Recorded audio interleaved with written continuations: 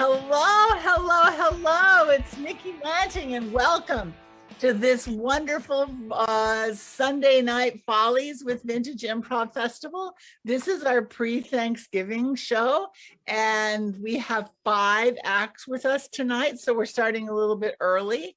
I've got to let them say their name, but I'll say it, but I don't speak French. So coming up here, we have David Silverman and Michael Shelby, and they are Menage a Duo. But is that how you guys say it? Yeah, for my high school French, it's perfect. It's part of my badinage. Is that? Oh yeah. Don't even get into the badinage thing. Don't even get into the badinage. Okay. Or at least not yet. At least not yet. Yeah, at least not yet. So you guys, see you on the other side. Okay, welcome. Thank you, Vicky. So good evening. We are Menage a Duo. Our name should be obvious, and many of you know us already. So it's like, oh yeah, there's David and Michael. And we're going to perform a set for you tonight. A couple of different beats through it. And Michael, would you like to get a suggestion from the audience, please? I would love to get a suggestion from the audience. Dear audience, live audience, please inspire us. Give us a one-word suggestion that we can use as an inspiration. Make it count.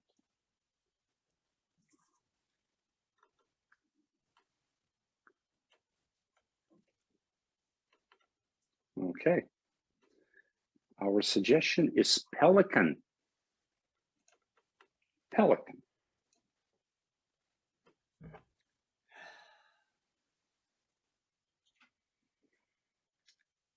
You know, Alex, I started kayaking this year, and I went to REI. It's like a local sporting goods outlet. I don't know if it's national or not. I am well aware what REI is. Excuse me.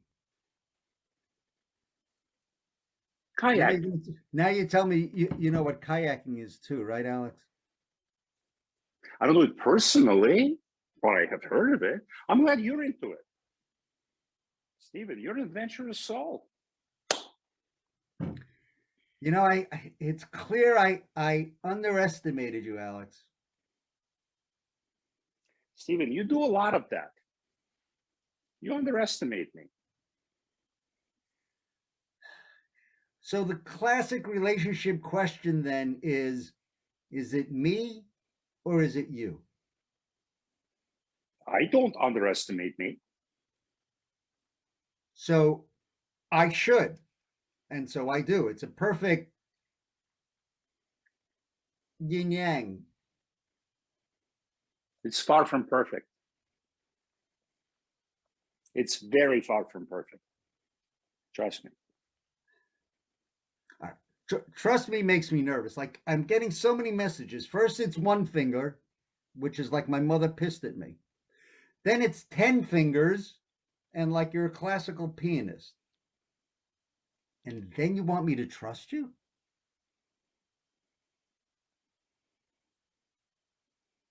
Steven, we've been friends for decades, and you still don't trust me? Now I'm hurt.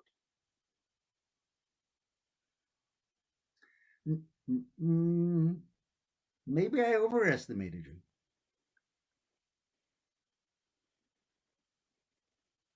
And maybe you estimated me just right. Think of that. I do have a great deal of respect for some of your skills.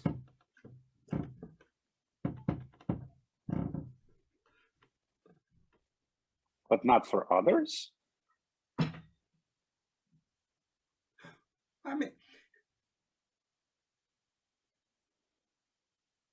no, not for others. No.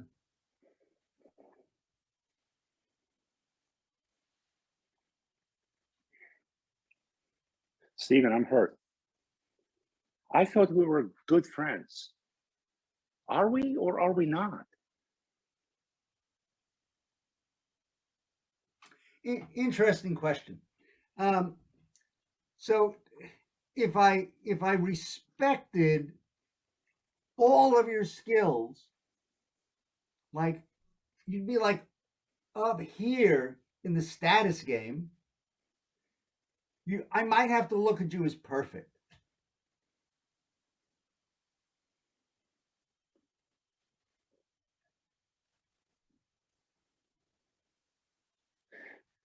I'm not sure I like the implication. You tell me I'm not perfect.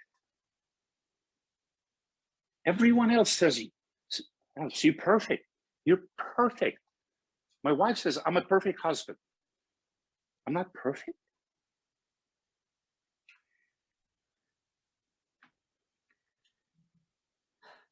Your wife and I should have a chat sometime. The key here is if no one underestimates you, how are you going to have goals and anything to shoot for and anything to prove? You'll go, hey, I'm 42 years old and I'm done. I got it all.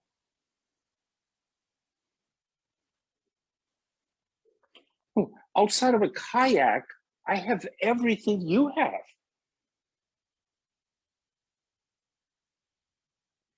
I think you're a pretty perfect guy. What? No, you No. don't have everything I have. Oh. I'm trying to help you strive to be more than you can be, not all you can be, more than you can be. So you never stop. And what I'm hearing, what I'm feeling deep inside is about this big. I was good. I was good with myself. And now I feel this little shitty bitty me. Because you like to take me down. Suggesting that you're not perfect brings you down? Bro, you got issues. I do?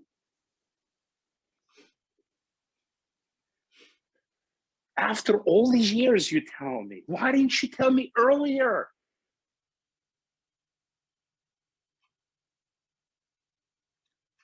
You couldn't have handled it then. Another insult.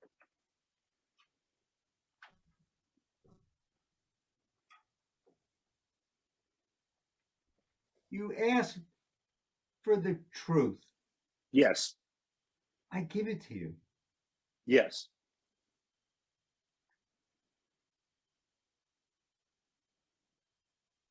I don't like it. I like your truth. So now you have something to work on. Accepting someone's impression of the truth, and you can strive. Stephen, what makes your truth truer than my truth?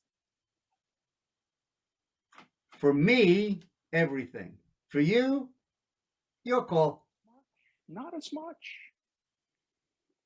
It doesn't matter to me that my truth of you isn't as important to you as your truth of you is. I'm okay with that. I'm not hurt. In fact, I don't give a crap. Oh, that's rich. You're going to be alone in your kayak with your pelicans and your seagulls crapping on your kayak like you just crapped on your best friend. Alone. Alex, you're my best friend? That's what I thought, but obviously not. Oh, okay. I'm touched that you would hold me as though I were your best friend. That's very sweet. That's what I thought. I always felt that way about you. 2 decades, more than 2 decades. Yeah. We've been through a lot, and now you want to talk to my wife about me? Don't do that. Alex, please don't do that, Stephen. Really.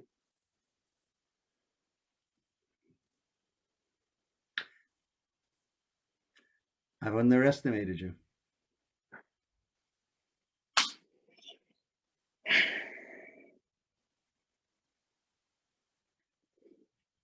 I'm done with you. Okay.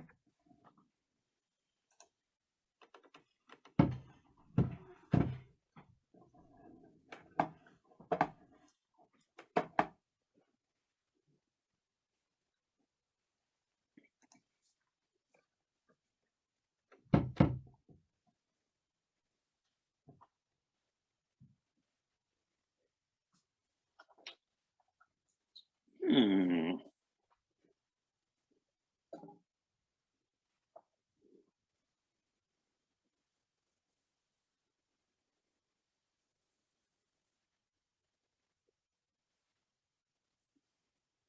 I feel like we've been here before. Just a shy little Jameson standing in a corner. What is it now?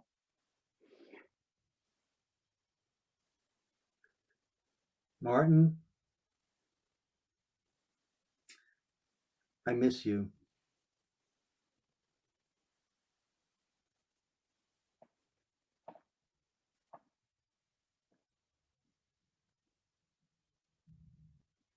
Really, Jameson? I miss you too, buddy. I really do.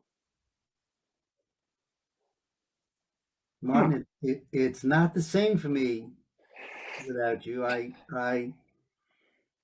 miss you feverishly.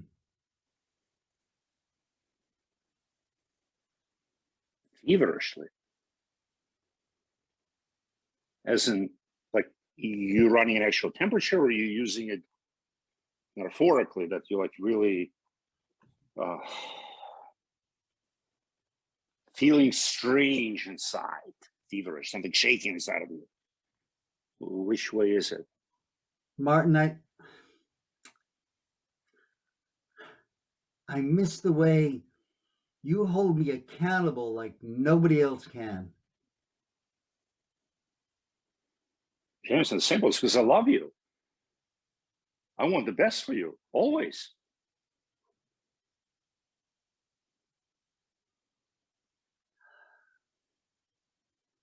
I know. Good.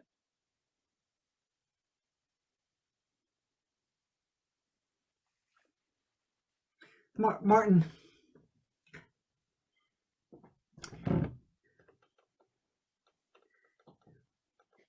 look, I'm just going to say it. Please. Yes, I see it. Go on. You're the best car mechanic I've ever had. The best.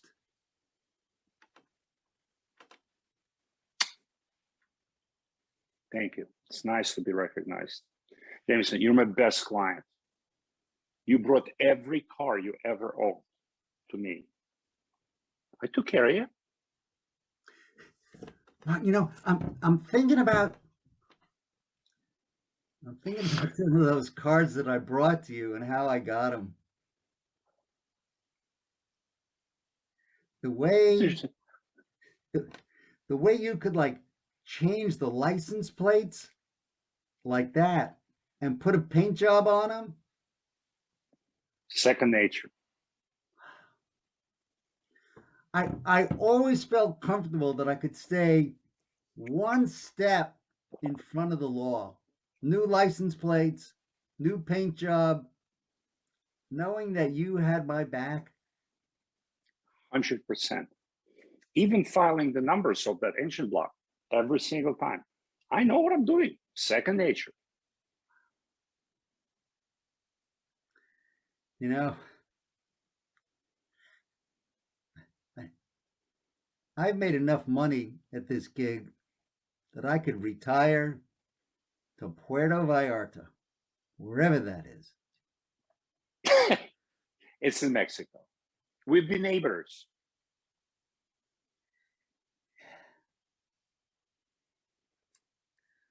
I feel like I need to stay in the game to like generate more business volume for you so you could move down here. Jameson, between the business you gave me and the rest of your crew, I'm good. You miss me. I understand that. I miss you too. You haven't brought me a car in almost 3 months now. You know, maybe it is time to retire, my friend. You know, I'm thinking that the best thing to do, well, all right. First of all, it's been slow because the Okay. winter time up here, stealing a car, driving on the ice, snowstorm, I get caught. It's like it's a seasonal thing for me. Say no more. I get it. But if I took this down to Puerto Vallarta, you said that's in Mexico, that's warm a lot of the time. I could steal cars year round. 365 days a year, 12 months, 52 weeks. You can do it. One little problem here. They got shitty cars here, not just and if you steal the good ones, they'll fucking kill you. Yeah. So it's a little different. It's just a little different. You're going to kill me? No. The people you steal cars from, they usually belong to drug dealer, cartel bosses, and that kind of stuff. The nice ones, the ones you like, you steal those, they'll start chopping limbs off.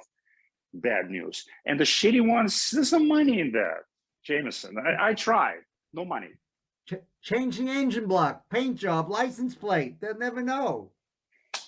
I cannot make a Mercedes Benz out of a Chevy. I'm good, but I'm not a magician.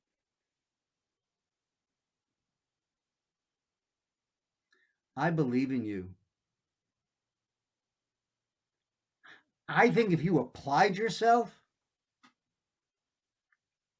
and really like wanted to, yes, you could rock those Mercedes to Chevrolet conversions like that.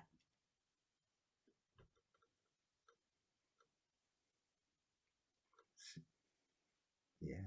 You're brilliant. Instead of stepping up, we're stepping down. You steal a Mercedes, I turn to Chevy. We turn it for Chevy price. No, there's a lot of work. The body works, engines, everything's inside. That's a lot of work, but I need money in the retirement. I can see it. All right, look, this feels like a little bit like a deja vu. Like, am I overestimating you? No, I think you're right on. You're not underestimating me. You're not overestimating me. I can do it. Jameson, I can do it. You bring me whatever you want to bring me. You tell me what you want on the other end of the process. I deliver. For you, I deliver. I'm glad to hear it because here is the first Matchbox car that I stole from a kid in the playground. Turn it around, make it happen. It's beautiful. What would you like to make out of a Matchbox car? Maybe a Lego car? Maybe. Let your imagination run wild. I've estimated you just the right amount. I have it. Mario Brothers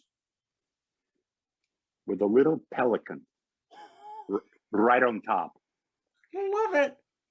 For the hood ornament, a pelican for the hood ornament. Yes. Oh yeah. Yes. Yes. And yes. Even in retirement. For you, I deliver. I estimated you just the right amount.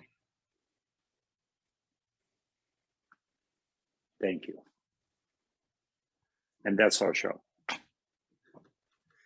Thank you, ladies and gentlemen, and anybody else who might be out there. Okay, come back. See us next month. Okay. Appreciate it. Thank you, David. Thank you, Michael, or Alex, or Stephen, or Jameson, or whoever else you want it to be. correct. Okay. Don't leave me alone here. I'm still here.